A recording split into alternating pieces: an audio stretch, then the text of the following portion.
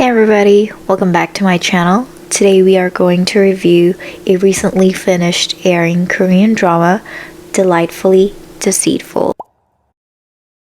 So Delightfully Deceitful is a 16-episode Korean drama that aired from May 29 to July 18 of 2023, and it stars Chun Woo-hee as our female lead and Kim Dong-wook as our male lead, and there are a lot of supporting cast. If you watch a lot of Korean drama, you'll find them familiar. We have Yoon Bak playing Ko Yo-han, Soo-jin from Girls' Day playing Woo Jae-in, Yeon, you have seen her in a recent movie, Kill Bok-sun, playing Chung Da-jung. So this drama tells the story of Lee Do-eun, played by Chun Woo-hee, who is a genius scam artist that lacks empathy, and she meets a lawyer, Han Moo-young, played by Kim Dong-wook, who empathizes too much. It's a disease. They meet, they work together, and they are tied up together somehow in the past, obviously. So let's now move on to my thoughts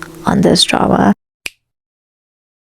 Let me say the things that I like about this drama first. The acting, Chun Woo-hee and Kim Dong-wook, I think both of them are award-winning actors. They also appeal to the mainstream audience. For Kim Dong-wook, he had two dramas that aired kind of at the same time, which was My Perfect Stranger, and I did prefer him in this drama just because his chemistry with the female lead is much better, and the acting of the female lead in this drama is also much better. I also did a review on that drama. If you want to hear my in-depth opinion and thoughts on that drama, I'll link it down in the description below. But yeah, I think just the overall acting in this drama is better, because I think for Lee Do-eun's character, it's very easy to play this character kind of two-dimensional, where she's stiff, she lacks emotions, but Chun Woo-hee is a really good actress that,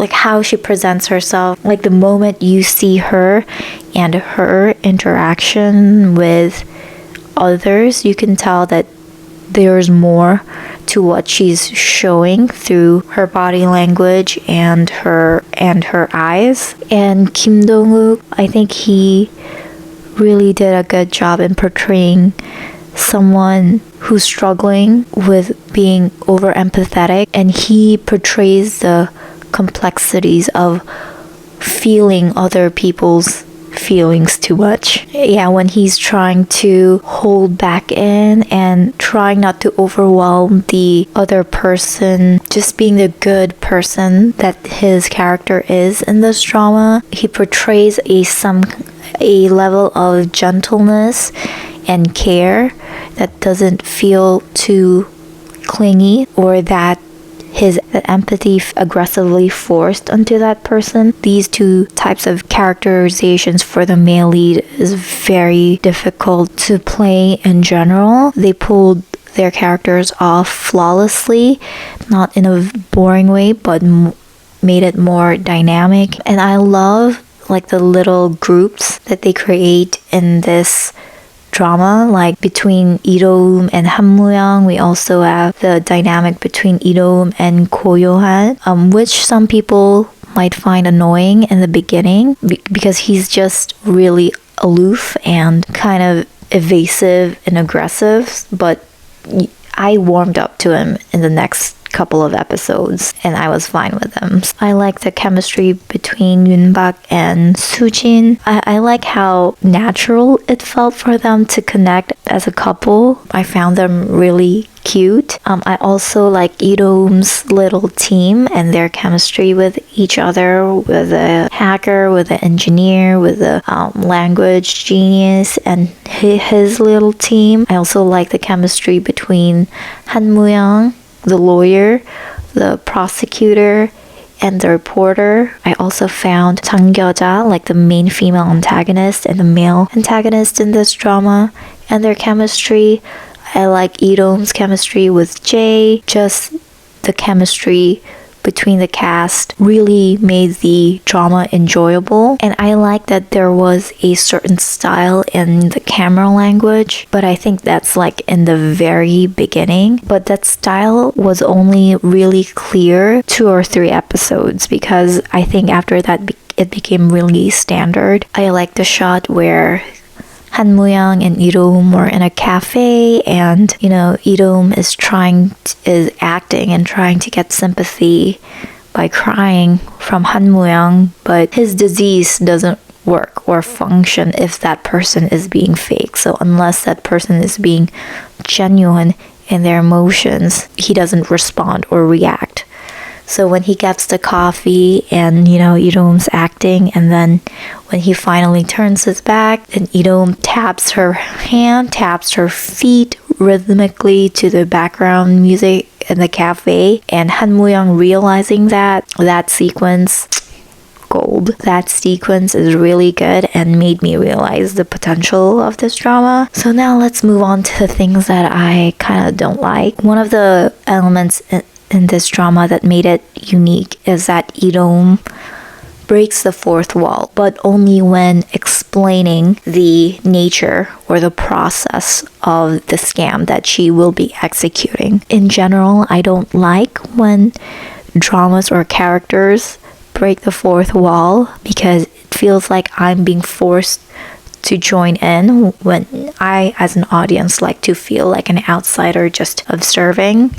But I see in the comments below that really liked that distinction, that decision that the production made. If it doesn't bother you, then it's okay. The drama is predictable. There are a couple of red herrings here and there, but when you narrow down who the main hidden antagonist is, then it's not that surprising, because he is one of the people that the audience will suspect. But that doesn't mean that the revelation was not done well. I think it was done well. It wasn't boring, which made it worthwhile for me to watch the whole revelation of who the hidden antagonist is in the drama. But sometimes they do a couple of scams that leads up, that connects to the main scam, that has clues to who the main antagonist would be. Because most of them connects to the main plot line, becomes a little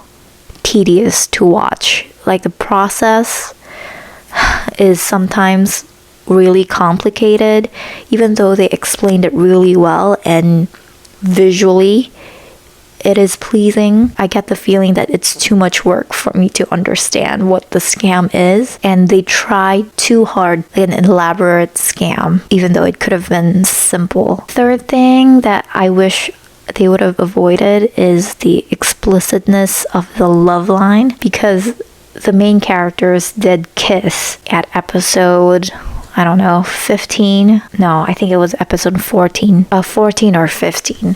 Between those episodes, the two main characters kissed, and I wish they didn't. I just finished watching Full Metal Alchemist, and I think I really enjoyed not explicitly stating the relationship, because the main focus of this drama is scam, thriller, crime, and revenge.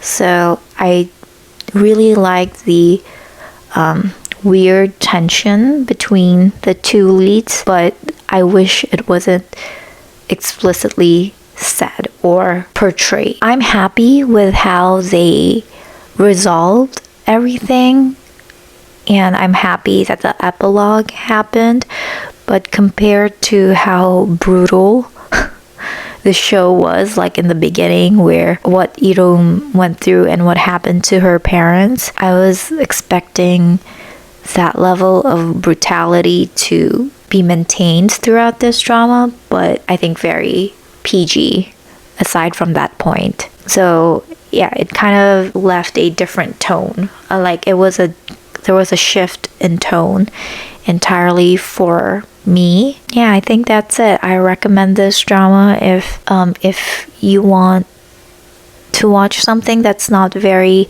mainstream but also still light. Check this drama out. And I think that's it for today. Bye everybody.